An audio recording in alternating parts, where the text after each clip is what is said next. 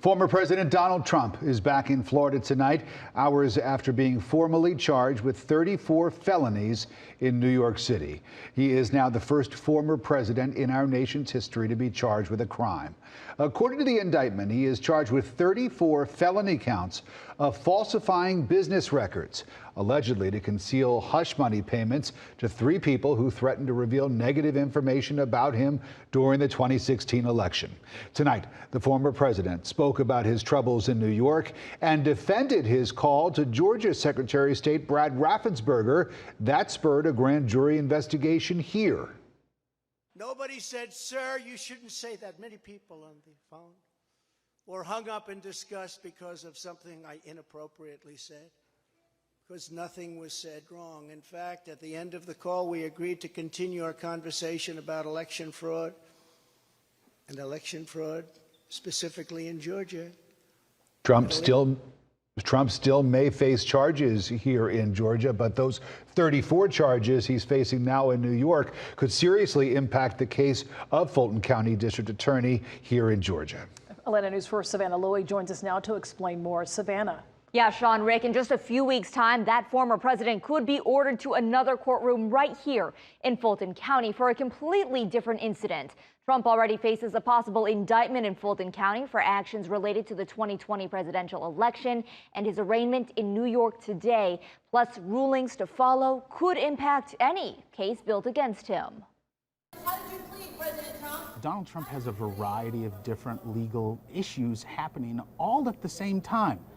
And that is complicated. Separate cases fusing together could create obstacles for former President Donald Trump, according to trial attorney Josh Schiffer. Those charges exist in the same universe as the charges in New York, and they will have natural interplay.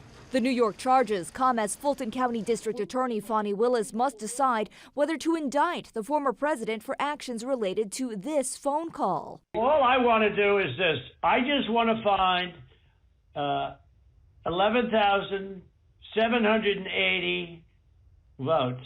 In 2020, Trump ordering Georgia Secretary of State Brad Raffensperger to, quote, find the votes to help him win the presidential election. Every district attorney or other prosecutor evaluates the accused's entire life. They don't eliminate part of it not for consideration. And that includes what charges someone has been accused of, as well as, most importantly, what they've been convicted of. DA Willis must decide by May 1st charges, if any, to bring against Trump. The former president Tuesday pleading not guilty to all 34 felony counts against him in New York. If Trump is convicted, that ruling will haunt him in any future court proceedings. A prior conviction can be used to aggravate sentences.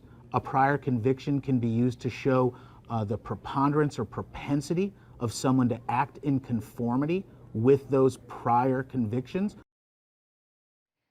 The trial attorney also tells me District Attorney Fani Willis could make an announcement on an indictment as early as next week. He also says be prepared for surprises. He says DA Willis is thorough and well-planned, and an indictment could possibly include additional crimes people aren't talking about between Trump and his top deputies. Sean? Thank you. And you can read the indictment against the former president for yourself right now. We've got it on the front page of AtlantaNewsFirst.com and the Atlanta News First app.